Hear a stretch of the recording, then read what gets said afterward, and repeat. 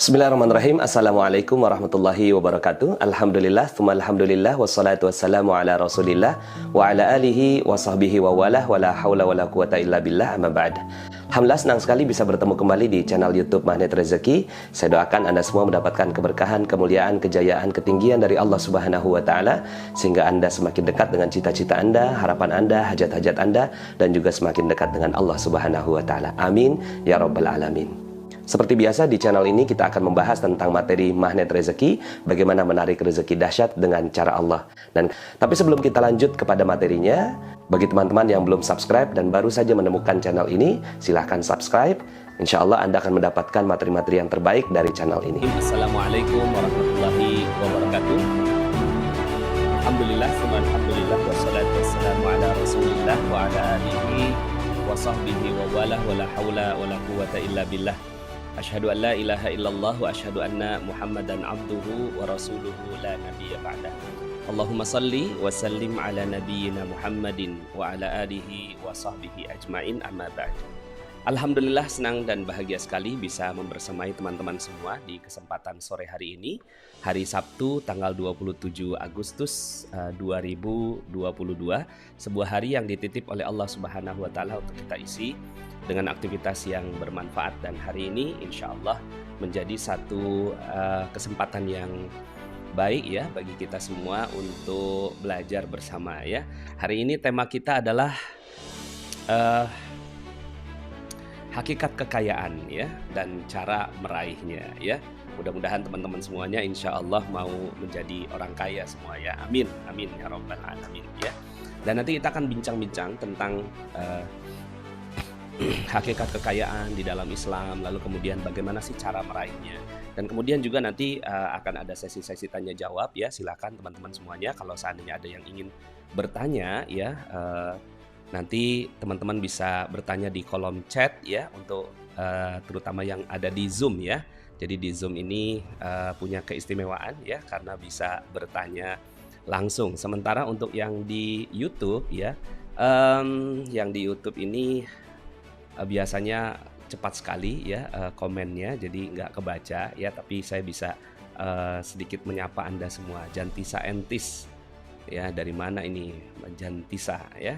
Kemudian ada Anak Ceria, kemudian Maratus dari Hong Kong, Masya Allah, dari Hong Kong juga siap belajar ya. Kemudian Tony Effendi dari mana ini ya, semoga bisa bermanfaat buat saya dan saudara semua, amin amin ya rabbal alamin. Kemudian Andi Rahmawan Rahim dari Polewali, Mandar, Provinsi Sulawesi Barat ikut menyimak.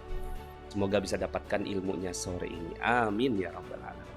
Kemudian dari Siak Riau, oh, luar biasa ya. Kemudian Roni dari Banjarmasin. Dari mana lagi ini ya? Maftuhah ya, bismillah hadir ya. Jadi hari ini kita akan bincang sama-sama teman-teman semuanya kaitannya dengan bagaimana kita bisa menjadi orang kaya ya. Ini pastinya topik yang menarik ya, karena kita semua tentunya ya. Tapi saya nggak tahu ya, ini teman-teman semua mau jadi orang kaya nggak nih ya? Jangan-jangan udahlah Pak Nas, kita ya jadi orang yang sederhana aja gitu ya. Pokoknya kita mah nggak mau jadi apa-apa gitu ya. Siapa tahu ada yang seperti itu ya. Sebentar ini saya tulis judulnya dulu ya. Bincang inspiratif kita hari ini ya. Bincang inspiratif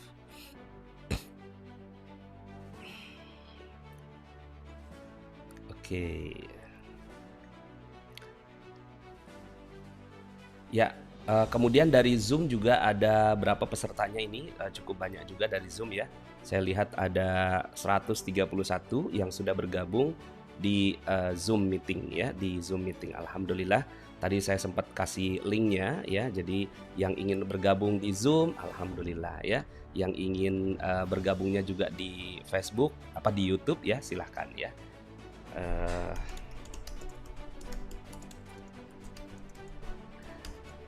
Teman-teman semua sekarang bagaimana nih kondisinya ya? Lagi ngapain aja ya? Terus kemudian kondisi di sana seperti apa cuacanya ya? Kayaknya lagi seru ya. Kalau di sini agak-agak mendung-mendung dikit ya. Tapi semangat ya kita semuanya ya. Oke, ini ada kalau yang di Zoom ya. Ini saya coba munculkan yang di Zoom. Banyak yang malu-malu ini ya. Jadi mukanya nggak muncul ya. Ya, mukanya nggak muncul di layar ya. Tapi nggak apa-apa ya. Yang penting niat kita dapat ilmu ya bersama ya. Mudah-mudahan teman-teman semuanya insya Allah dapatkan ilmu yang bermanfaat pada kesempatan sore hari ini ya. Nah ini waduh udah ada yang raise hand ini ya, sudah ada yang angkat tangan ya. Nur Asih, Mashur, Marzuki ya. Oke ya. Dari seru alhamdulillah agak mendung Pak Nas. Oke, kemudian Fahur Rizal. Sama Pak Nas di Kampung Melayu juga agak mendung-mendung ya. Nah, mendung-mendung dikit ya. Sumini dari Tuban, Jawa Timur hadir alhamdulillah ya. Kemudian juga dari mana ini ya, Ika Kusnamawati dari Cimahi, Rida dari Trenggalek, Tangerang kali ya. Galeri AKD Sahdu Pak Nas di Bogor, yes ya, alhamdulillah kalau Sahdu ya. Aku dari Depok juga ada. Baik teman-teman semuanya, hari ini kita akan bahas tentang topik hakikat kekayaan dan cara meraihnya. Ya. Ini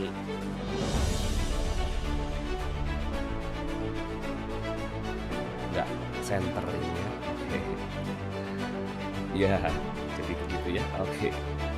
Bincang inspiratif. Bagaimana caranya supaya kita dapatkan kekayaan ya, hakikat kekayaan dan cara meraihnya. Yalah, ini ada nggak mau diajak kompromi ini si label di bawah ini. Oke teman-teman semuanya, baik ya, yuk sama-sama. Sebenarnya tadi kita juga ada acara ya, yaitu bagaimana menjadi kaya ya menggunakan emas dan dinar ya. Tapi saya merasa bahwa kok materi ini bagus ya kalau seandainya kita bisa banyak orang yang menikmati materinya ya. Jadi kita akan sama-sama sekarang sudah hadir kalau di YouTube sudah 129, di Zoom ada 165 ya, berarti ada sekitar 300 orang ya yang hadir pada kesempatan kali ini. Ini kesempatan yang sangat baik ya kalau seandainya ilmu ini bisa menyebar. Jadi teman-teman semua, ilmu magnet rezeki adalah ilmu yang alhamdulillah dititip oleh Allah Subhanahu wa taala kepada saya. Lalu kemudian dia ternyata ilmunya bekerja ya pada banyak orang, kemudian banyak yang bergabung menjadi certified trainer magnet rezekinya dan alhamdulillah sekarang menyebar gitu ya. Dan menyebar dengan rasa syukur ya, dengan kecepatan yang luar biasa. Dan alhamdulillah buku Magnet Rezeki saat ini masuk nominasi rekor muri menjadi buku motivasi dengan penjualan bestseller terlama di Indonesia. Alhamdulillah ya. Jadi bahkan mengalahkan Detektif Conan ya sama Harry Potter ya. Alhamdulillah itu yang kita syukuri. Nah, jadi teman-teman semuanya, hari ini kita akan bahas sebuah materi. Yuk, sama-sama kita baca doa dulu. Bismillahirrahmanirrahim. Rabbi zidni ilman warzuqni fahman. Ya Allah, berikanlah kepada kami kefahaman, ilmu yang bermanfaat, dan juga ya rezeki yang barokah berupa ilmu darimu. Amin ya rabbal alamin. Al-Fatihah. A'udzubillahi minasyaitonirrajim. Bismillahirrahmanirrahim. Alhamdulillahirabbil alamin. Arrahmanirrahim. Maliki yaumiddin. Iyyaka na'budu wa iyyaka nasta'in. Ihdinas siratal mustaqim. Siratal ladzina an'amta 'alaihim ghairil maghdubi 'alaihim waladdallin. Amin. Amin ya rabbal alamin. Sorry materinya ini ya. Di mana materi kita? Iya, ini dia ya. Hakikat kekayaan dan cara meraihnya ya. Oke ya. Nah, jadi teman-teman semuanya, ini materi kita hari ini ya. Oh, maaf ya, ini kembar ya. Nah, jadi orangnya kembar ini ya. Jadi Bapak Ibu, hari ini kita akan berdiskusi tentang hakikat kekayaan dan cara meraihnya ya. Jadi dari sudut pandang mungkin akan sederhana pembahasannya, nggak sampai dalam ya, karena kalau bicara tentang hakikat kekayaan itu pasti banyak sekali versi ya tentang kekayaan. Ada kekayaan hati, ada kekayaan akhirat, kekayaan jiwa gitu ya. Kemudian kekayaan dunia itu sendiri gitu ya. Jadi banyak sekali versi tentang kekayaan ya. Nah tapi saya mau coba gabungkan gitu ya pandangan-pandangan yang dari sisi kanan, dari sisi kiri ya, pandangan dari mereka yang pengennya akhirat aja gitu ya. Kemudian ada yang pengennya dunia gitu. Kenapa sih nggak dipertemukan? Ada sebuah doa yang diajarkan oleh guru saya gitu ya, yaitu Kiai Mufasir ketika pada saat saya minus 21 miliar itu. Lalu kemudian saya minta doa. Doanya apa? Doa yang diberikan oleh Kiai itu adalah Auzubillahi Allahumma ya farijal ham wa ya kashifal gham wa ya mujiba da'watil muttarrin rahmanad dunya wal akhirah wa rahimahuma anta tarhamuna farhamna rahmatan tughnina biha ar-rahmatika man siwak. Doa itu begitu menghujam dalam hati saya ya. Jadi lebih kurang intinya adalah ya Allah damaikanlah antara dunia dan akhirat kami. Karena kadang-kadang ketika kita bicara tentang dunia, kita udah nggak mau akhirat. Ketika kita bicara akhirat, kita nggak mau dunia. Lalu kemudian kita mau mempertemukannya. Untuk apa sih kejar dunia gitu kan? Hidup kita kan ujungnya cuma 2 kali 1 meter aja gitu. Untuk apa jadi orang kaya gitu ya? Kayaknya kok duniawi banget gitu ya. Dunia pandangan-pandangan yang seperti itu gitu ya. Itu bertabrakan gitu dengan orang-orang yang memang dia masih mengejar dunia. Ada nggak titik temunya ya? Nah, saya menemukan titik temu dalam penjelasan financial literasi atau kecerdasan finansial ya. Nanti kita akan bahas itu ya. Oke. Nah, pertanyaannya adalah ya coba tolong tulis di komen ya, tulis di komen atau tulis di chat untuk yang Zoom ya. Kenapa Anda mau kaya ya? Boleh tahu nggak ya? Apa sih alasan-alasan Anda untuk menjadi kaya ya? Kenapa mau kaya ya? Oh, ini ada yang minta, Pak Nas mau dituliskan doa dari kiainya. Ada sih, nanti saya kirim ya di layar, nanti teman-teman screenshot aja ya, di screenshot ya, ada doanya. Mau kaya kenapa? Ya, teman-teman mau oke, biar sedekah. Aduh, Masya Allah ini ya, banyak banget ini komennya ya. Bisa sedekah yang banyak, membahagiakan orang yang dicintai, supaya bisa menjadi manfaat untuk sesama. Ingin lebih banyak bersedekah, oke. Ingin membantu dan bermanfaat untuk banyak orang, Pak Nas. Biar banyak bersedekah. Wow, keren juga ya. Artinya teman-teman semuanya nggak memusuhi kekayaan nih ternyata ya. Karena ternyata niat untuk kayanya itu adalah untuk membantu orang lain. Bagus banget ya. Kemudian saya mau kaya biar bermanfaat bagi banyak orang, bermanfaat buat banyak orang. Oke, ya. Kemudian saya bisa munculkan ini enggak ya? Sebentar. Ya, enggak bisa ya. Oke, ya. Ya. Oke, jadi ternyata ya teman-teman semuanya mau sedekah jor-joran. Wow. Agar lebih banyak manfaat. Yes, oke ya. Kita dapat nih ya, bisa jadi tangan di atas, ahli sedekah, biar sedekah banyak, biar membahagiakan orang lain ya. Kemudian supaya bisa nih Tanti Rahmawati, biar sedekah sebanyak-banyaknya, bisa bahagiakan orang, bantu orang lain. Pejuang subuh, supaya bisa banyak sedekah lagi, haji umroh, biar sedekah jor-joran ya. Kemudian mana lagi ya? Umi Dewi bisa bersedekah. Ini rata-rata biar bisa sedekah ya. Imas Wati. Oh, salam dari Cianjur. Maaf ikut gabung. Ayo. Mas Turoh ya supaya bisa bersedekah, bisa tolong banyak orang. Mau kaya supaya beramal dan bisa bermanfaat. Yes. Saya ingin bahagiakan keluarga dan bantu orang lain. Yes, oke, sip. Nah, jadi teman-teman semua, ternyata setelah kita lihat dari tulisan-tulisan teman kita yang ada di sini ya, bahwa semua tuh sebenarnya ada dorongan dalam diri itu untuk pengen lo kaya gitu kan. Tapi kan kita nggak mau lo kayaknya kayak orang sombong ya kan. Kaya yang menzolimi orang lain, kaya yang lagi rame gitu kan, tak kaya tapi membunuh gitu.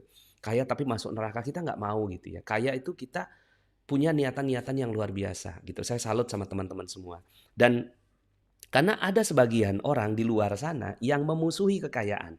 Seakan-akan kekayaan itu adalah sebuah aib gitu ya. Kekayaan itu adalah sebuah aib. Ternyata enggak ya. Kita udah beres ya di urusan ini, kayaknya kita udah sepakat ya. Atau boleh tahu nggak di sini ada nggak yang nggak setuju kalau harus kaya? Ya, boleh nggak? Kita sambil diskusi ini ya. Boleh tulis di chat gitu. Saya nggak setuju Pak Nas. Ini kan rata-rata memang pada pengen kaya nih ya. Ada nggak yang di sini yang saya takut Pak Nas kalau kaya gitu ya. Saya nggak mau Pak Nas kaya gitu ya. Oh, kayaknya nggak ada ini ya. Waduh, malah Nurifa Khalifa ya, Muslim wajib kaya. Yes. Ternyata gitu ya ada satu keterangan dari Imam Syafi'i bahwa Muslim itu wajib kaya. Kenapa? Karena ada 2 rukun di dalam Islam yang menjelaskan tentang kekayaan. Satu, rukun zakat. Ya, zakat itu hanya bagi orang-orang yang kaya. Ya, kalau nggak kaya nggak zakat gitu ya. Yang kedua, haji. Nah, haji ini dia dilaksanakan bila mampu. Salah satu mampunya adalah mampu dari sisi biaya. Artinya sebenarnya rukun Islam yang 5 ini gitu kan, 2 di antaranya adalah memaksa kita untuk menjadi kaya. Itu pendapatnya Imam Syafi'i gitu ya. Cuma gini, saya juga nggak bisa mengatakan bahwa pendapat wajib kaya. Pokoknya kalau nggak kaya tuh kamu tuh dosa. Enggak ya. Artinya gini, ada doa Nabi gitu kan. Ada doa Nabi yang beliau juga ingin dibangkitkan bersama dengan orang-orang fakir, miskin gitu ya. Artinya sebenarnya Nabi kalau mau kaya itu gampang banget ya. Nabi Muhammad SAW itu kalau mau kaya gampang banget. Tapi beliau memilih untuk hidup miskin supaya apa? Supaya orang-orang yang miskin atau fakir miskin itu punya teman dan sahabatnya. Bayangkan kalau seandainya nabinya saja itu udah glamor, kaya dan segala macam. Itu orang fakir miskin nggak punya teman gitu. Nah kira-kira begitulah salah satu alasan kenapa Nabi itu memilih miskin. Juga Ali bin Abi Thalib memilih miskin. Tapi kalau mau kaya itu gampang banget gitu ya. Pertanyaan kedua adalah bolehkah menjadi kaya? Ya, kita tadi kenapa mau kaya? Boleh nggak menjadi kaya? Ternyata malah ada yang jawab wajib gitu ya, biar bisa berbagi gitu ya. Sebenarnya nggak ada hukum wajib ya. Artinya gini, boleh. Jadi hukumnya boleh. Jadi hukumnya jaiz gitu, bukan wajib. Nah, kalau wajib kan berarti dosa dong orang yang nggak kaya itu gitu ya. Nah, orang yang nggak kaya itu jadinya dosa ya. Jadi sebenarnya hukumnya boleh saja, bukan menjadi wajib. Karena muncul bandul kanan, bandul kiri gitu ya, yang mewajibkan kaya, kemudian ada yang mengharamkan untuk kaya dan seterusnya. Kita ada di tengah-tengah ya. Artinya pandangan kaya yang manfaat. Oke. Nah, kekayaan dalam Islam itu digunakan untuk kemaslahatan ya, digunakan untuk kemaslahatan umat. Pertama, kaya untuk keluarganya sehingga akhirnya keluarganya tidak meminta-minta, kemudian keturunannya ya, ahli warisnya ya, itu akhirnya juga bisa meninggalkan keturunan yang kuat gitu ya. Terus kemudian juga bermanfaat bagi sekeliling ya. Akhirnya kemaslahatan buat orang-orang ya, yang ada di sekelilingnya ya. Jadi kekayaan dalam Islam itu digunakan untuk kemaslahatan umat. Jadi kita udah sepakat itu ya. Nova, miskin boleh, tapi kaya itu harus. Sebenarnya kalau ditanya, kalau kita mau nggak jadi miskin, kayaknya nggak ada yang jawab ya. Kita pengennya kaya gitu ya. Wah, ya. Nah, teman-teman semua, faktanya 9 dari 10 sahabat Nabi SAW yang dijamin masuk surga itu adalah orang kaya. Jadi ada fakta membuktikan bahwa ternyata ya 9 dari 10 sahabat Nabi berarti kan 90%. Jadi ada data sejarah ya yang menunjukkan bahwa para sahabat Nabi itu kaya raya. Cuma satu aja yang nggak kaya ya. Seingat saya adalah Ali bin Abi Thalib radhiyallahu an gitu ya, karena beliau memilih gitu untuk hidup miskin gitu, untuk menemani fakir miskin gitu ya. Seperti itu ya. Atau kalau bahasa magnet rezekinya nggak kaya, jadi kaya dan tidak kaya gitu ya. Kalau dalam Al-Quran itu sebenarnya menciptakan miskin itu kita sendiri. Aduh, saya mah miskin. Kenapa? Karena mulut kita berdoa ya. Ada jurus disiplin kata ya. Nah, ini data-datanya ya yang kita dapatkan. Salah satu yang saya cuplik adalah Umar bin Khattab radhiyallahu an yang mewariskan 70.000 properti, ladang pertanian seharga 160 juta. Kalau dikonversi hari ini totalnya 11,2 triliun. Ini saya dapatkan dalam buku Fikih Ekonomi Umar karangan Dr. Jaribah gitu ya. Itu adalah tesis doktoral dengan predikat summa cum laude dari Universitas Ummul Qura Mekah. Jadi dalilnya sangat kuat. Dan penghasilannya adalah 233 miliar per bulan. 233 miliar per bulan Bapak Ibu. Itu luar biasa sekali ya. Beda tipis lah sama kita ya. Kalau kita kan 2.330.000. Ibu Rica ketawa tuh ya. Ya. 2.330.000.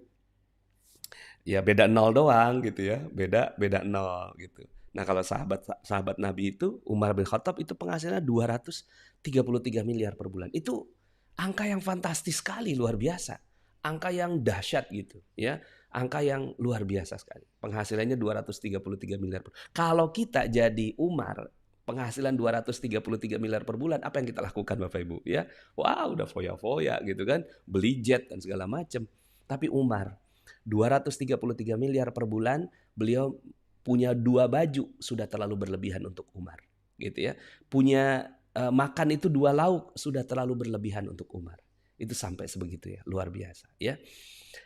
Nah, jadi ini data ekonominya ya. Kekayaan Utsman bin Affan, simpanan uangnya aja 151.000 dinar. Mewariskan properti sepanjang wilayah Aris dan Khaybar. Beberapa sumur senilai 200.000 dinar. 400 miliar kalau 1 dinarnya itu adalah 2 juta. Ini sengaja ya, materi ini nggak saya ganti dinarnya. Kenapa? Karena materi ini saya buat ketika dinar itu harganya 2 juta. Sekarang 4,3 juta Bapak Ibu ya. Sekarang ini ya 4,3 juta. Nah, sampai sekarang rekeningnya Utsman bin Affan adalah rekening tertua di dunia yang masih mengalir. Sampai saat ini, rekening atas nama Utsman bin Affan. Orangnya wafat, rekeningnya masih ngalir terus ya. Beda tipis sama kita ya. Orangnya hidup, rekeningnya wafat gitu. Ya. Aduh, pada ketawa semua nih ya. Dahlia dari Papua Barat ya, kemudian Erma Yulis ya. Kemudian Bu Rina Irawati ya. Wah, ada Pak Sugiharto juga nih dari Tuban, Masya Allah ya, Alhamdulillah. Nah, jadi Bapak Ibu ya, rekeningnya masih mengalir sampai sekarang, punya hotel. Jadi Utsmannya nggak ada ya, Utsman bin Affan sahabat Nabi udah nggak ada, tapi gitu ya, beliau punya hotel hari ini ya. Kita beli rumah tipe 21 aja nggak gampang sekarang ya. Harganya luar biasa gitu. Ini orangnya wafat punya rumah. Masya Allah. Kenapa? Karena keberkahan dari rezeki itu. Kemudian bukan hanya Umar dan Utsman, tapi Zubair bin Awam 50.000 dinar. Ya, kemudian 1.000 ekor kuda perang, 1.000 orang budak. Kekayaan Amr bin As gitu, 300.000 dinar. Kekayaan Abdurrahman bin Auf melebihi seluruh kekayaan sahabat. Bayangkan Bapak Ibu, ya. Saking nggak bisa dihitungnya Bapak Ibu. Saking sudah tidak bisa dihitung lagi. Saking banyaknya kekayaan Abdurrahman bin Auf. Sampai ada yang menggambarkan kalau Abdurrahman bin Auf itu nyentuh batu, di bawahnya ada emas. Ya, Masya Allah ya, luar biasa. Nah, ini pasti ada sesuatu di balik ini kan gitu ya.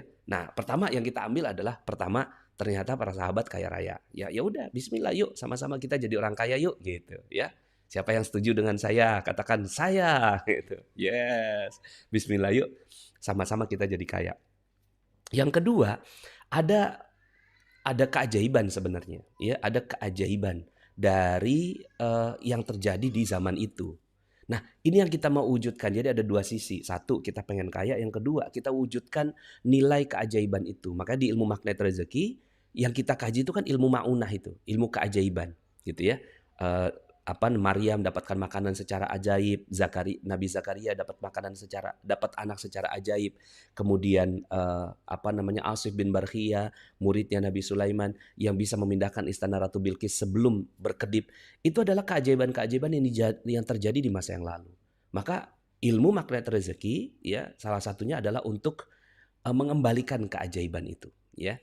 Karena nggak mungkin dengan sebegini banyaknya harta gitu ya, itu kayaknya kok nggak mungkin kalau nggak terjadi keajaiban. Nah, yuk sama-sama. Jadi kita belajar magnet rezekinya, kita belajar juga logika keuangannya. Hari ini kita akan bicara logika keuangannya ya. Nah, sebelum saya lebih lanjut Bapak Ibu, ya saya mau sedikit mendefinisikan dunia ya supaya kita clear nih gitu ya. Karena kalau pas udah ngikut kajiannya magnet rezeki itu gitu ya, terus kemudian ada yang ngomong, udah ngapain lah gitu ngikut magnet rezeki, udah pokoknya kita fokus aja ibadah gitu. Iya bener sih gitu. Tapi yuk sama-sama kita bahas gitu ya tentang apa itu dunia, yang mana itu dunia. Kalau kata Kiai kan ngapain kejar dunia gitu ya. Tinggalkan dunia ya, nggak ada manfaatnya itu dunia gitu ya. Betul banget. Tapi ketika kita datang ke kantor gitu ya, bos bilang kejar dunia gitu ya, kejar target. Sekarang pertanyaannya mana yang benar? Kiai ngomong begitu gitu ya, kemudian bos ngomong sebaliknya. Pertanyaannya adalah yang mana yang benar? Ya, nggak mungkin kalau dua-duanya benar. Ya, dari 2 pernyataan yang berseberangan itu pasti ada satu saja yang benar. Nah, berarti kan pertanyaannya atau pernyataannya yang nggak tepat. Nah, kita yuk definisikan dunia dulu ya. Apa itu dunia? Baju dunia nggak Bapak Ibu? Ya, baju dunia Yes, dunia. Baju kaos saya ini dunia. Internet, ya, laptop, kemudian kamera, ya, ini lighting, ya, dunia bukan? Dunia. Oke. So, sekarang tinggalkan semua Bapak Ibu, ya. Tinggalkan semua. Ya, jangan pakai baju, jangan tinggal di rumah gitu ya. Kemudian jangan pakai mobil, jangan pakai kendaraan. Terus tinggalnya di mana Pak Nas? Tinggalnya di kolong jembatan. Ya, kolong jembatan dunia bukan? Dunia juga. Jadi akhirnya kita tuh senewen gitu loh kalau bicara tentang definisi dunia yang oh semua itu dunia gitu. Terus kemudian kata kiai suruh tinggalkan. Nah, disitulah definisinya yang harus kita kembalikan. Nah, saya merujuk pada sebuah hadis ya. Pada sebuah hadis Nabi. Ya, ini silahkan didalami betul gitu ya. Ad-dunya mal'unah, mal'unun ma fiha. Seluruh dunia itu terlaknat. Ya. Ini hadis ya, beberapa format ya. Tapi depannya sama ya. Mal'unun ma fiha ya. Seluruh dunia itu terlaknat ya. Ad-dunya mal'unah. Seluruh dunia terlaknat. Terlaknatlah semua yang ada di dalamnya. Tapi ini jangan dikasih jangan dikasih tanda titik. Itu masih koma itu, kecuali illa. Apa? Illa makana lillahi minha. Lebih kurang saya terjemahkan segala sesuatu yang ditujukan untuk Allah dengan cara Allah. Ya kan? Seluruh dunia itu terlaknat. Misalnya contoh ini air. Air ini terlaknat awalnya. Ini dunia. Saya minum pakai tangan kiri, berdiri, nggak pakai bismillah, maka terlaknat. Yang saya minum adalah dunia.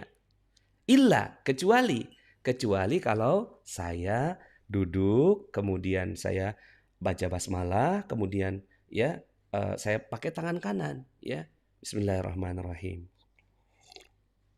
Nah pertanyaannya, saya minum apa Bapak Ibu? Minum dunia atau minum akhirat? Minum akhirat Bapak Ibu.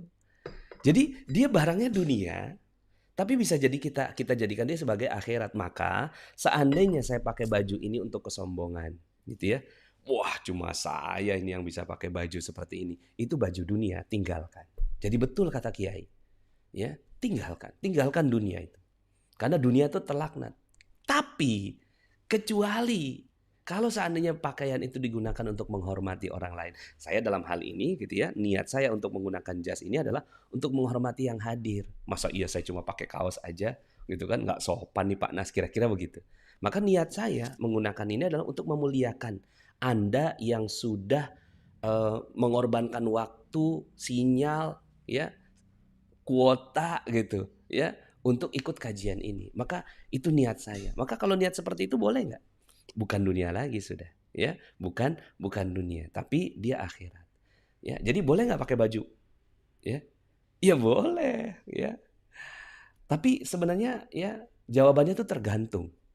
Boleh nggak kita punya mobil? Tergantung. Boleh nggak kita punya rumah? Tergantung. Boleh nggak kita makan? Tergantung. Kalau mobilnya diraih dengan cara riba, ya kan? Diraih dengan cara mencuri, merampok, mengambil hak orang lain, maka dia mobil yang harus ditinggalkan. Ya. Kan gitu. Jadi tergantung dong. Kalau mobilnya gitu ya membuat diri kita sombong. Nah, saya nih yang bisa beli mobil ini, maka itu adalah mobil yang terlaknat, tinggalkan. Beli aja mobil yang memang bisa kita ya nikmati dengan hati yang tulus. Sepakat ya? Sepakat dong, ya. Jadi jawabannya adalah tergantung. Boleh nggak punya rumah? Tergantung. Kalau beli rumahnya, nah itu dia, tergantung. Ya. Boleh nggak makan? Tergantung. Kalau makannya ala kadarnya, makannya itu untuk mengenyangkan badan, tapi kalau makannya tuh untuk kongko-kongko, merasa diri hebat dan segala macam, di situ tuh. Nah, itu yang nanti kita akan masukin nih ke financial literasi kita. Oke? Jadi kita akan masukin ke dalam rumus kita, ya. Nah, jadi ini Bapak Ibu ya, kita udah sepakat bahwa ternyata kaya itu bagus. Boleh nggak kaya? Boleh. Ya, sahabat Nabi juga kaya. Kemudian ternyata dunia itu gitu ya. Jadi apa definisi dunia itu? Dunia adalah segala hal yang dilaknat oleh Allah Subhanahu wa taala. Itulah dunia. Ya. Dunia itu apapun yang dilaknat oleh Allah itu dunia. gitu. Mau bentuknya apa? Sholat. Kalau ria itu dilaknat Allah. Berarti sholatnya sholat dunia. Mobil yang dipakai buat pengajian, maka dia bukan mobil dunia, tapi mobil akhirat. Jadi tergantung. Oke, jadi kita sudah sampai pada kesimpulan itu, maka mindset kita sama nih, gitu. Kita mau belajar sama-sama untuk meraih kaya, gitu ya, dengan cara Allah Subhanahu Wa Taala. Nah, saya mau cerita dulu kisah tentang seorang, katakanlah namanya kisah Mawar, gitu ya. Ini bukan nama sebenarnya, gitu ya. Ini bukan nama sebenarnya. Dia datang pada saya, Pak Nas, saya mau minta waktu 2 menit aja, gitu ya. 2 menit aja. Oh ya silakan, saya kasih kalau cuma 2 menit, gitu ya. Karena banyak tamu saya. Tapi malah jadi 1 jam Bapak Ibu, ya. Mbak Mawar ini, ya. Malah jadi 1 jam. Kenapa? Karena saya tertarik dengan kisahnya. Kisahnya apa? Ini Bapak Ibu. Beliau tuh bekerja sudah 11 tahun. Gitu ya. Gaji 28 juta per bulan. Tapi nggak punya rumah Bapak Ibu. Ini yang membuat saya menarik. Jadi dia nanya, Pak Nas, saya itu sudah kerja 11 tahun Pak Nas. Di sebuah perusahaan yang gaji saya 28 juta per bulan. Tapi saya nggak punya rumah Pak Nas. Sisa uang saya cuma 1 juta di rekening. Ya, memang saya punya kendaraan operasional 120 juta. Tapi itu satu-satunya harta saya Pak Nas. Apa yang salah dari diri saya? Menarik kan? Ya. Jadi orang yang punya gaji 28 juta gitu ya. Ini kaitannya dengan mindset ya, kaitannya dengan mindset. Kalau orang dengan sebegitu besarnya gajinya tidak mampu mengelola keuangan, apalagi yang gaji di bawahnya kan. Gimana yang gaji UMR? Halo gitu ya. Kalau yang 28 juta aja nggak bisa punya mobil. Tapi ini kan kaitannya dengan apa nggak punya rumah gitu. Ini kan kaitan dengan keberkahan. Ada loh, saya lihat orang-orang yang gajinya cuma 4 juta, ya 3 juta gitu. Ketika saya tanya punya rumah nggak? Punya gitu. Beli sendiri? Beli gitu. Dari mana dapatnya? Ya saya nabung gitu. Saya nabung gitu ya dari dana sisihkan dana. Emang nggak punya anak? Punya. Anaknya berapa? 2 gitu. Terus rumahnya beli di mana? Ya di samping ya rumah orang tua gitu. Itu ada tanah dicicil pelan-pelan, tanahnya dicicil. Abis itu bangunnya pelan-pelan.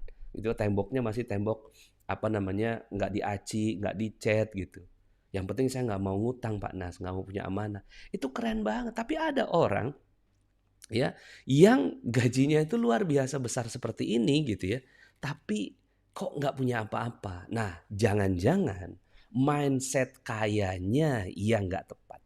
Nah, yuk ya kita belajar gitu ya. Nah, obatnya adalah ya bagi saya ya mengetahui definisi kaya itu sendiri. Apa sih definisi kaya? Tadi kita udah definisikan dunia, ya kan? Dunia kita udah definisikan. Oh, oke. Kemudian sekarang kita definisikan kaya yuk.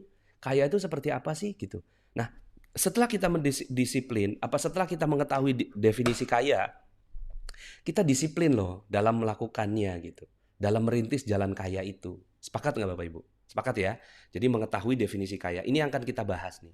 Gitu ya. Mengetahui definisi kaya. Dan disiplin dalam menjalankannya. Jadi kalau saya tanya gitu. Nih sebentar. Saya munculkan dulu ya. Sahabat-sahabat saya ini ya.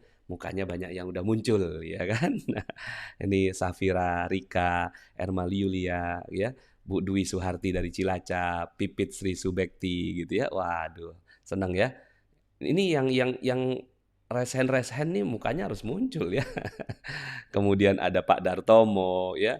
401561 ya. Ini pin ATM ini ya. Pin ATM. Pak Abdul Syakur dari Sampit ya. Bu Rina Widya Pasuruan. Ya luar biasa ya. Ini teman-teman saya, sahabat-sahabat saya yang sudah masuk di Zoom ya. Masuk di Zoom. Alhamdulillah ya. Senang ya punya sahabat ya. Bapak Ibu ya. Mudah-mudahan nanti kita begini-begini nih nanti di akhirat di surga gitu ya. Kemarin ya kita Zoom meeting ya waktu tanggal 27 Agustus masih ingat nggak gitu. Terus kita lagi ngobrol-ngobrolnya di samping Nabi gitu. Aduh, senang banget gitu ya. Mudah-mudahan itu yang terjadi. Amin gitu ya. Nah, jadi teman-teman semuanya, ya ini nanti saya akan kasih kesempatan ke teman-teman semua yang ada di Zoom untuk mudah-mudahan kalau ada sesi pertanyaan. Cuma ini pesertanya banyak banget ini, udah 500 orang lebih ya. Udah hampir 600.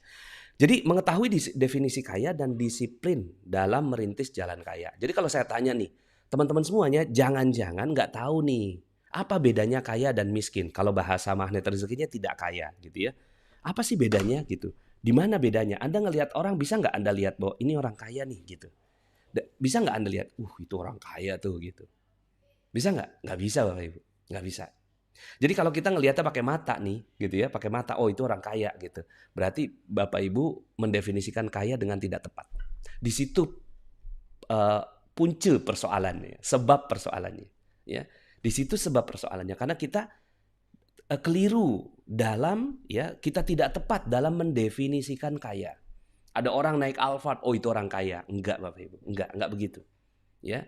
Ada orang yang dia nggak punya apa-apa gitu, cuma pakai sendal swallow, ya. Swallow, sendal jepit itu, ya. Terus kemudian dia ininya rombeng, dia kaya nggak? Gitu ya? Dia miskin nggak? Atau nggak kaya?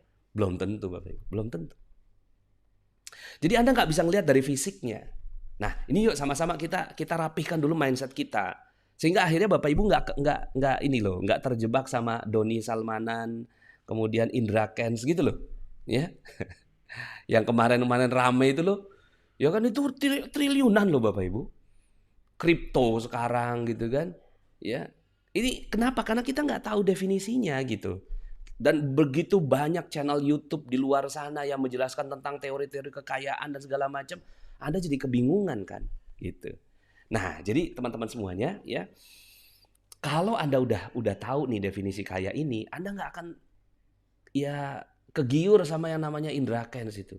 Mohon maaf ya saya sebut nama ya, karena kan udah jadi kasus yang dibicarakan gitu loh. Ya, Indra Kents ditangkap gitu. Kenapa? Ya karena dia kelihatannya kan wah kaya gitu kan, dia punya mobil mewah gitu kan, Instagramnya bagus gitu kan, mukanya mulus gitu. Itu orang kaya? Enggak Bapak Ibu, ya. Enggak. Oh ini ada yang minta doa yang tadi ya, doa yang tadi nih. Ya sebentar ya, saya kirim ya, teman-teman semuanya di screenshot aja langsung ya, di screenshot karena saya nggak mungkin ngulang lagi. Nah ini dia, silakan di screenshot.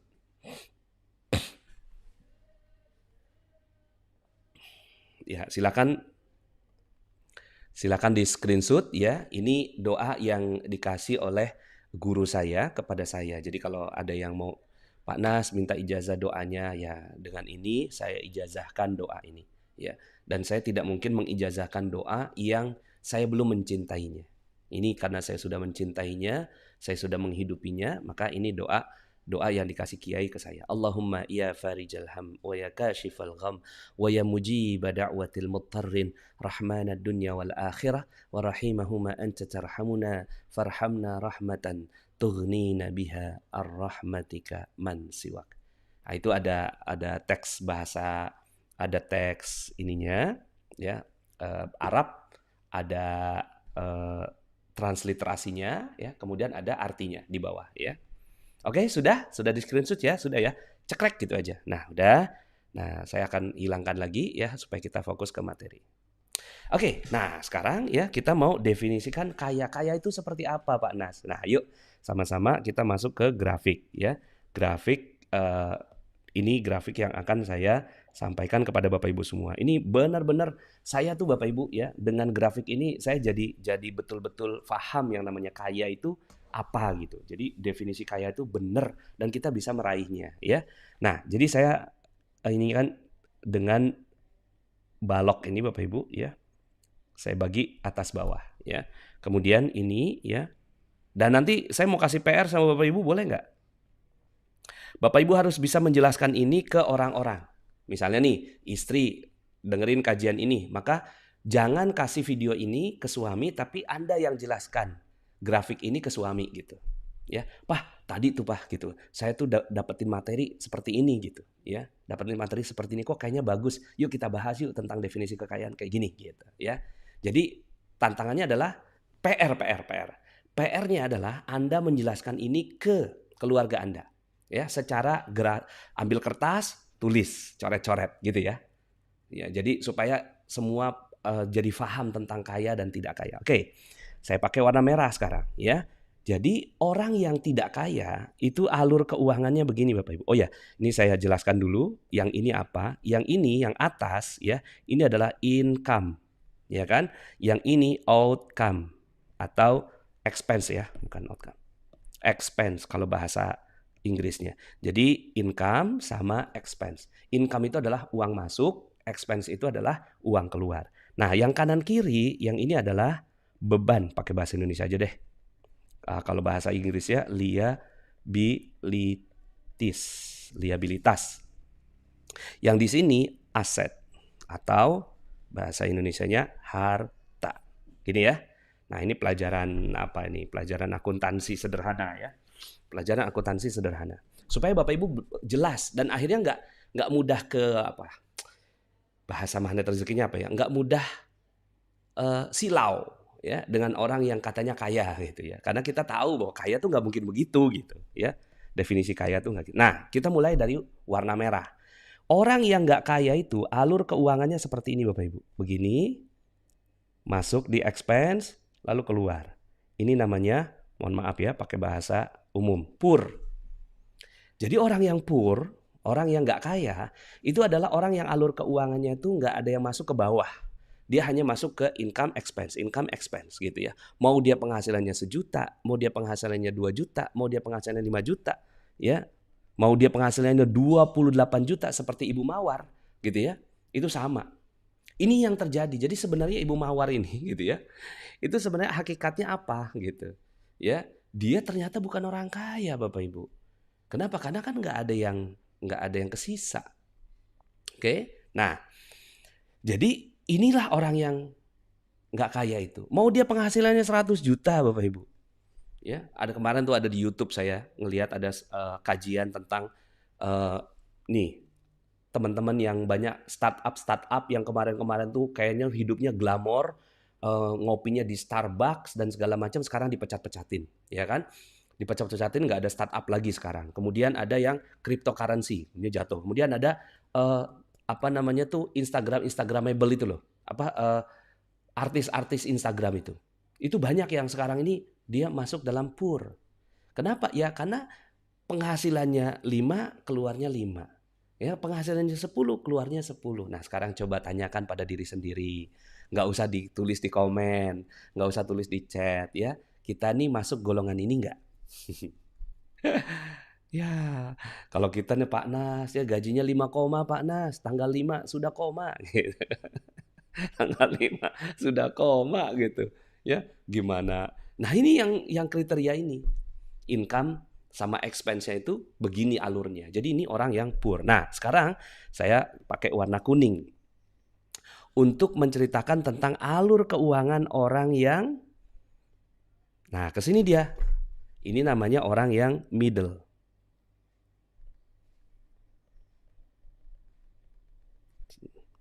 Orang yang middle class.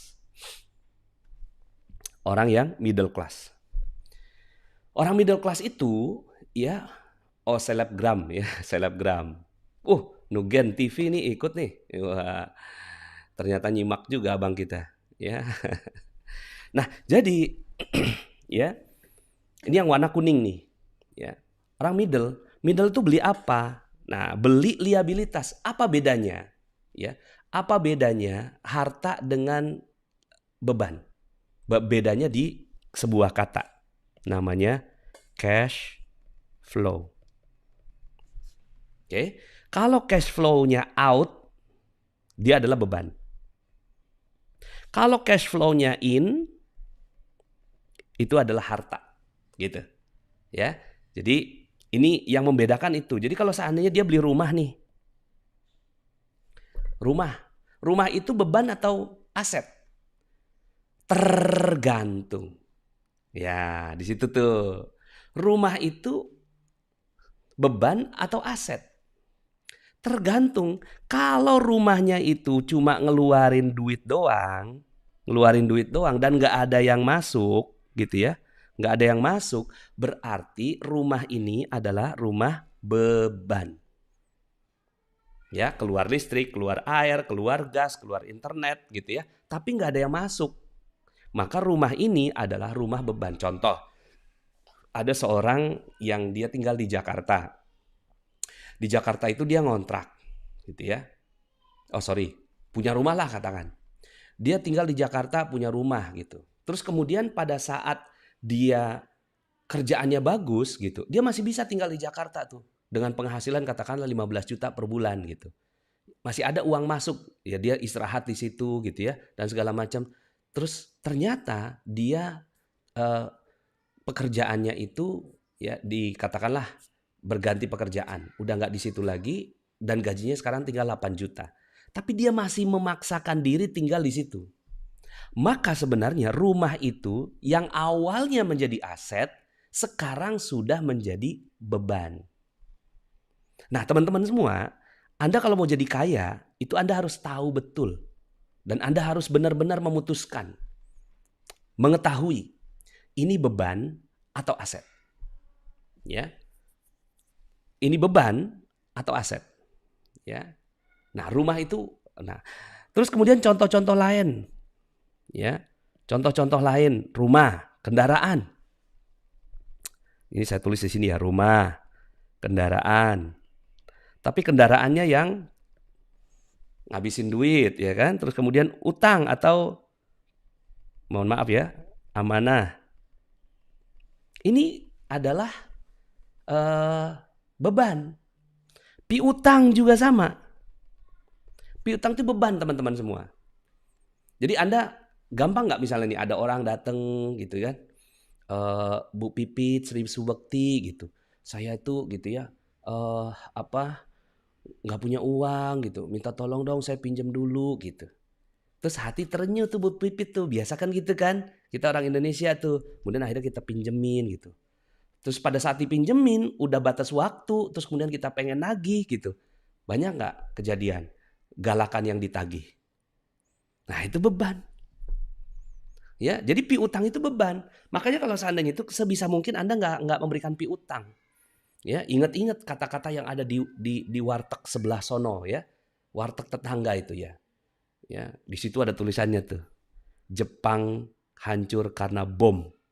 Warung hancur karena bon. Nah, itu dia.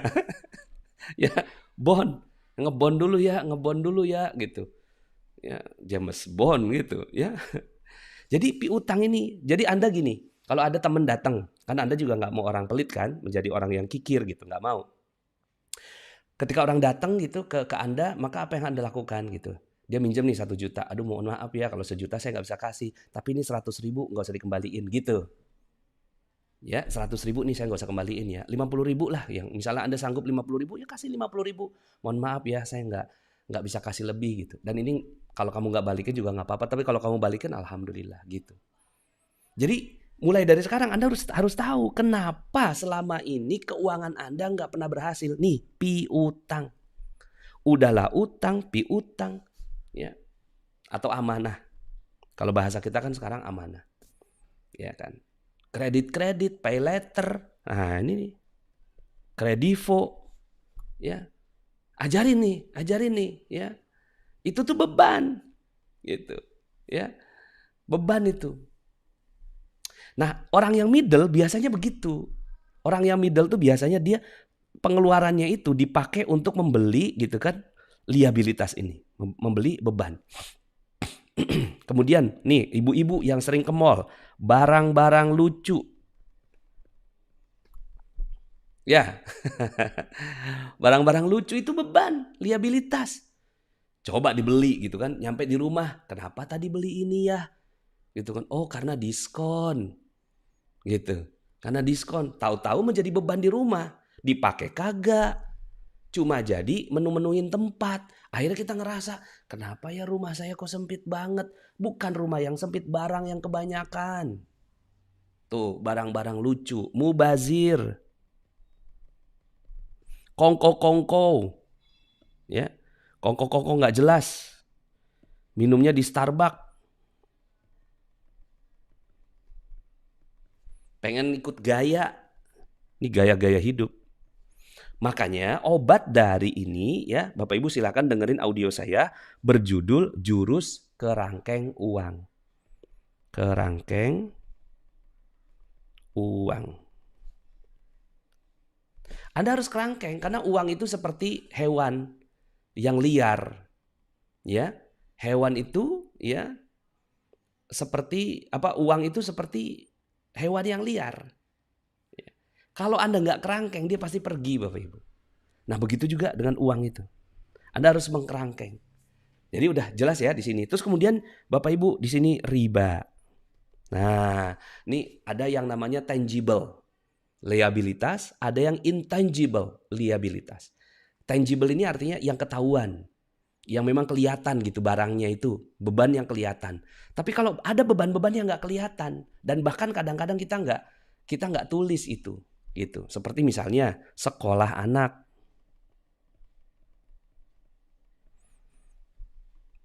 Coba tanya, ketika sekolahkan anak ke sekolah yang mahal atau yang tinggi harganya, niatnya untuk apa? Sebagian karena niatnya untuk biar dibilang punya duit. Gaya. Nah ini gaya-gaya nih. Nah ini nih yang selama ini ya ibarat ember itu ada ember yang bocornya. Beban liabilitas. Ini yang terjadi pada si Bu Mawar tadi. Ya, yang terjadi pada Bu Mawar. Ini ada yang testimoni nih, bubble milk tea. Ini saya juga ngalamin gara-gara piutang saya jadi punya amanah ke orang. Ini dia. Makanya mulai dari sekarang udah deh piutang udah lepas. Kalau saya udah nggak punya piutang lagi. Ya. Semuanya cash and carry. Kalau kamu mau gitu kan beli barang saya cash, ya kan? Beli barang saya cash. Kalau kamu mau minjem sama saya, maaf, saya cuma bisa kasih gitu kan. Sekian gitu ya. Jadi udah nggak ada piutang, nggak ada pinjaman, nggak ada, enak gitu, hidup enak gitu ya, hidup nggak ada konflik gitu ya. Jadi bisa dipahami. Nah sekarang kita kan mau jadi orang kaya. Nah orang kaya itu alur uangnya itu dia ada keluar juga. Jadi ada uang masuk, ada uang keluar. Tapi setelah itu dia kesini Bapak Ibu, kesini nih. Ke yang namanya harta. Dia nggak mungkin beli beban. Dia nggak mungkin beli beban. Jadi orang kaya itu gitu ya. Kelihatan dari cara memanfaatkan uangnya. Makanya kan dalam sebuah hadis itu ya nah kena deh pay letter Nurma Yulianda. Iya dong pay letter tadi itu ya. Saya kan besok mau ke Surabaya nih. Gitu ya. Saya besok mau ke Surabaya. Belinya di Traveloka. Pas dibeli di Traveloka gitu kan. Pas saya mau bayar gitu, terus kemudian di bawah ada pertanyaan. Itu mau dicicil selama 12 bulan, idih enak aja. Beli tiket aja pakai dicicil gitu. Cuma kan bagi sebagian orang yang masih punya gaya hidup mencicil, pay letter segala macam itu menggoda loh. Hati-hati, itu menggoda banget. Ya, dan itu udah deh. Ya, mulai dari sekarang lepaskan itu, ya. Nah, jadi teman-teman semua, kalau Anda mau jadi orang kaya, gampang caranya. Ya, gampang caranya, yaitu masukkan uang Anda ke yang namanya aset harta. Sehingga one day, suatu saat, ini kan di sini nih, ya kan?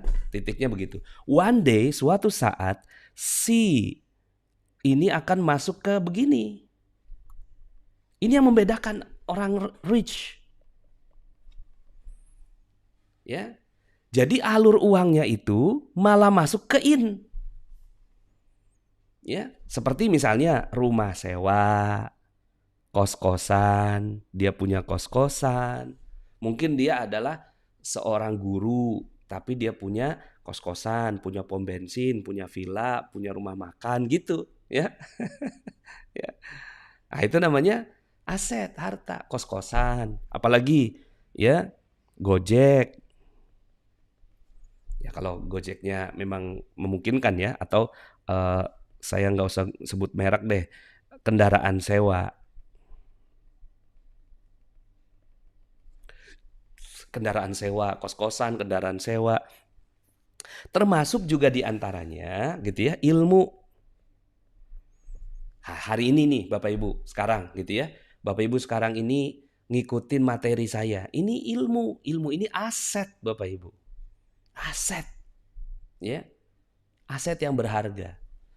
Emas, properti, ya, dinar. Oke, ada yang tulis dinar. Yes, beli dinar, dinarnya dinar KR ya. Nah, dinar khairul razikin, ya. Nggak promosi ini cuma jualan, ya. Enggak lah ya, ya. Niat kita untuk berdakwah. Jadi teman-teman semuanya, ya, perhatikan di sini, ya. Paper asset, saham, tapi sahamnya syariah ya. Kalau sahamnya nggak syariah, masuknya di riba. Riba jadinya liabilitas secara intangible atau secara nggak kelihatan. Tapi kalau sahamnya syariah masih oke lah. Cuma memang kalau saya sih nggak sarankan Anda di saham. Pernah satu ketika gitu ya, Robert T. Kiyosaki gitu ya, guru keuangan dunia, itu ditanya gitu, yang mana yang kamu mau beli? Sahamnya Apple apa sahamnya Tesla? Gitu dia bilang. Ditanyakan sama pewawancaranya. Hah? Kata dia gitu. Dia langsung kayak kaget gitu. Buat apa saya beli itu semua gitu. Tuh coba bayangkan Bapak Ibu. Ya, orang kaya dunia itu nggak mungkin beli paper, itu nggak mungkin Bapak Ibu. Ya. Itu hanya orang yang sok kaya. Orang middle ini disebut sebagai sok kaya. Sok kaya. Ya.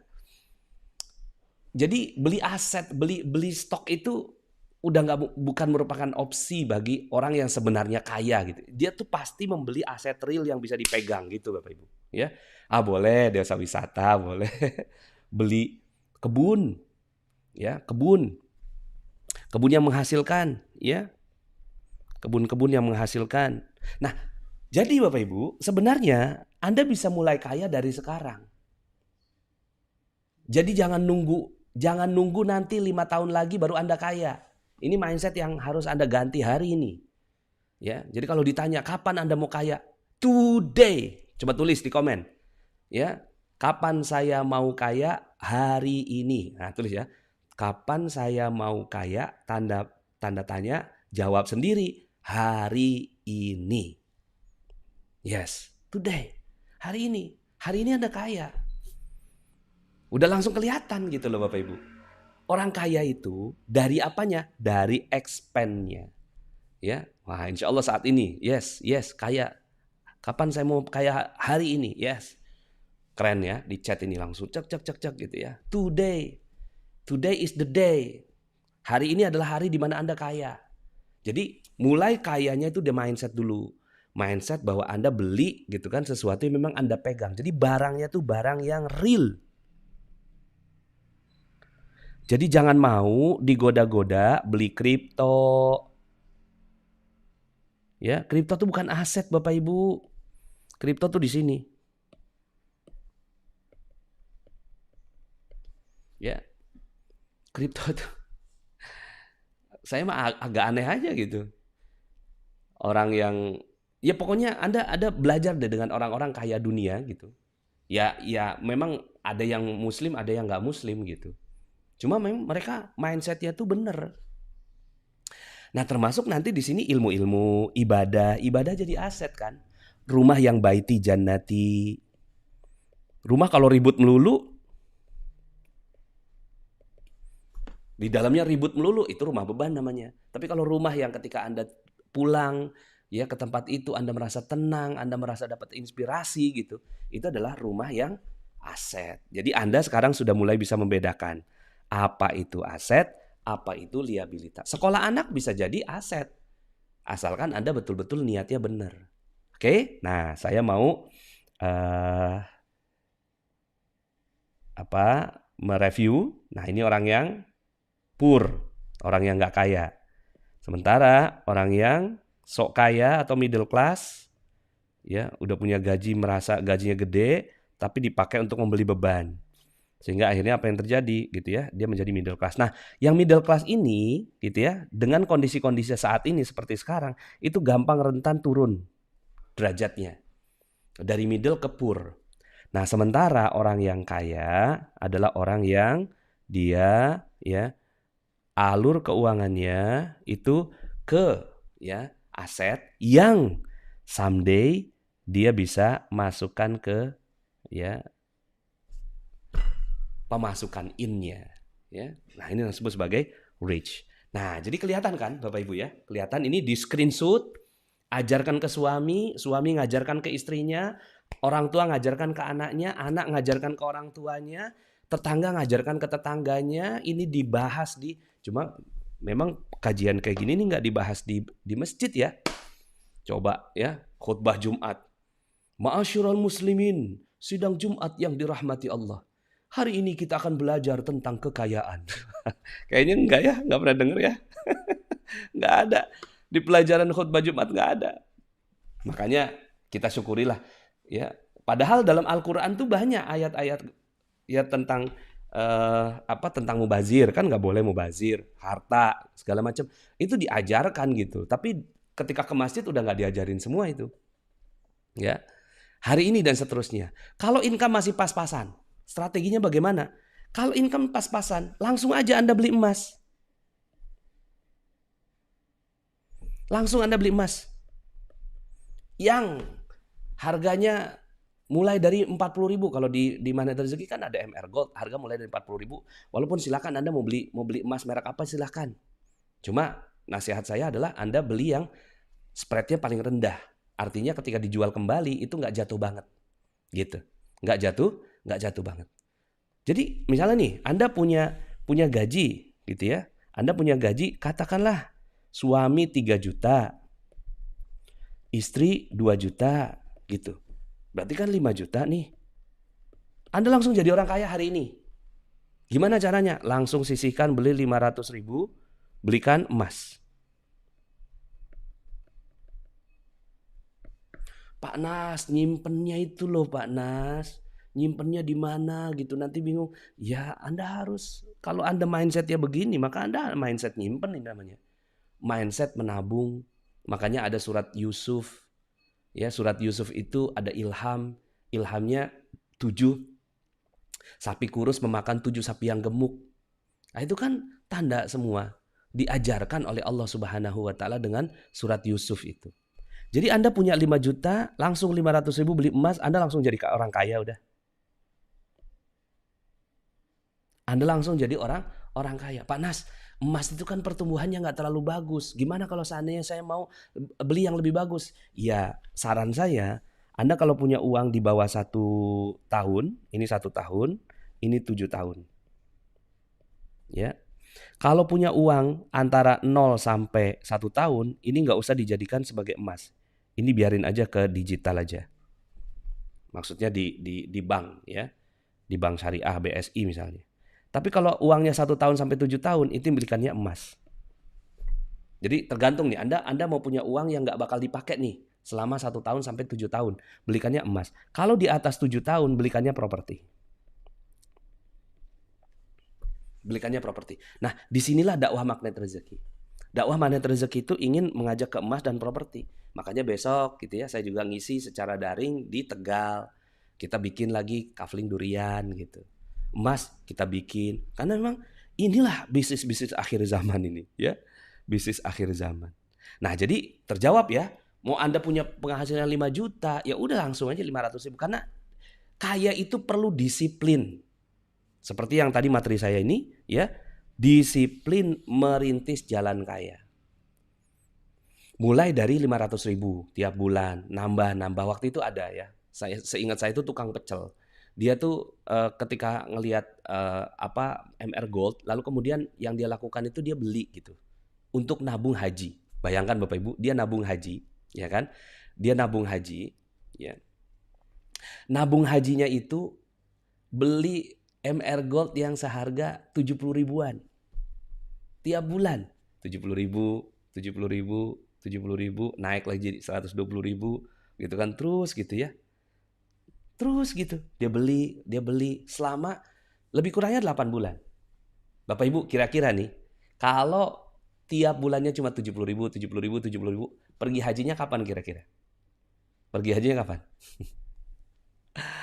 Nggak tahu kan?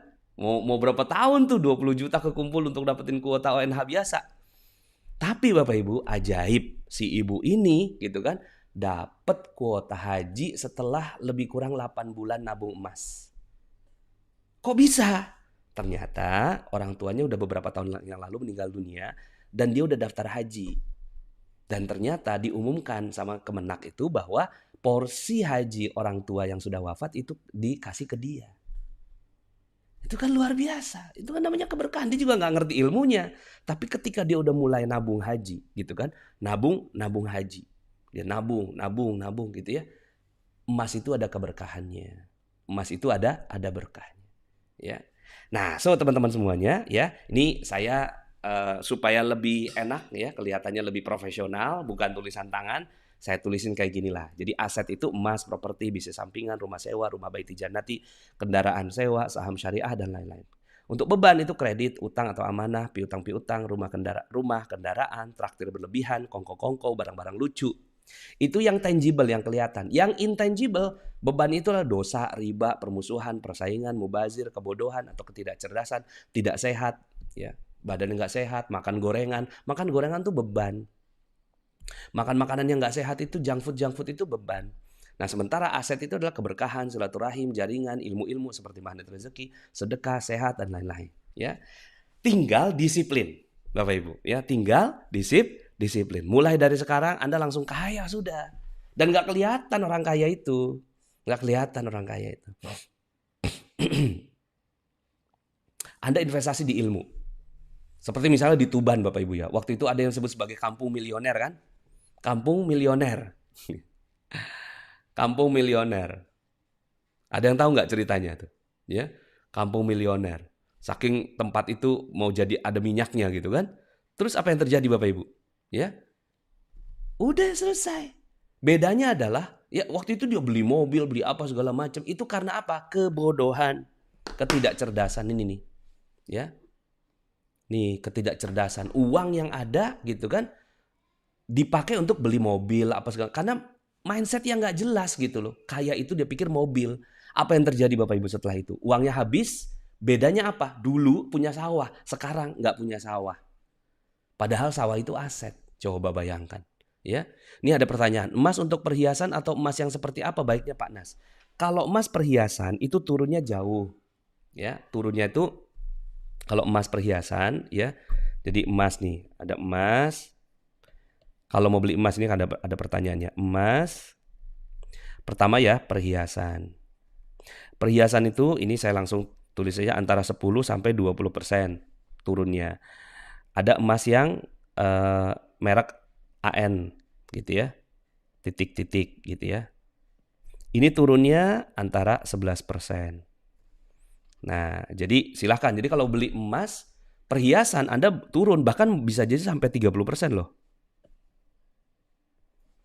Makanya beli perhiasan ala kadarnya aja. Ala kadarnya gitu. Nah, kemudian ini AN titik-titik gitu ya. Nah, kalau DKR, ya, ini turunnya antara 3 sampai 7%. Ya. Nah, untuk investasi Anda pilih yang spreadnya paling rendah, yang paling bagus, ya. Yang paling bagus adalah yang spreadnya paling rendah, bukan harga belinya, tapi harga dijual kembalinya. Nah, nanti kita bahas itu di kesempatan yang lain. Hari ini kita bicara ini dulu, ya. Jadi Bapak Ibu, ya, sekarang sudah tahu bagaimana menjadi kaya? Udah tahu dong, ya kan? Udah tahu ya. Jadi dari sini akhirnya kita jadi tahu, oh ini toh. Ya, ternyata ilmu agama dengan ilmu finansial itu selaras Bapak Ibu. Ilmu agama itu kan ngajarin kita nggak mubazir. Ilmu agama itu kan ngajarin kita berilmu. Ilmu agama kan ngajarin kita untuk punya emas, punya dinar. Ilmu agama itu kan mengajarkan kita untuk gitu ya, menabung. Itu kan ilmu agama semua Bapak Ibu. Ternyata itu match dengan ilmu finansial. Ya. Nah, so mulai dari sekarang kalau seandainya Bapak Ibu merintis nih, disiplin tiap hari Anda mindsetnya itu aset. Beli, pas ketika beli sesuatu ini bakal memberikan imbal balik nggak ke saya gitu. Imbal balik nggak ke saya. Kalau nggak memberikan imbal balik nggak gitu ya. Nah, ada pertanyaan nih, Pak Nas, jadi emasnya adalah DKR ya? Iya. Takutnya kan kalau saya ngomong kayak gini kesannya jualan gitu ya. Enggak gitu. Artinya silakan beli apa saja. Yang penting emas. Gitu. Ada merek macam-macam, ada EOA, ada Navis Gold, ada apa lagi? Coba sebutin merek-merek di sini. Ya, ada Antam, ada siapa. Yang penting Anda pelajari betul-betul perusahaannya, kemudian juga kemurniannya, kemudian harga jual kembalinya, gitu ya. Nah, ya. So, Bapak Ibu, ya, udah tahu ya sekarang, sudah tahu bagaimana menjadi kaya dan kapan menjadi kaya, ya. Anda sudah tahu jawabannya. Yes, itulah ilmu. Tepuk tangan dulu dong Bapak Ibu ya untuk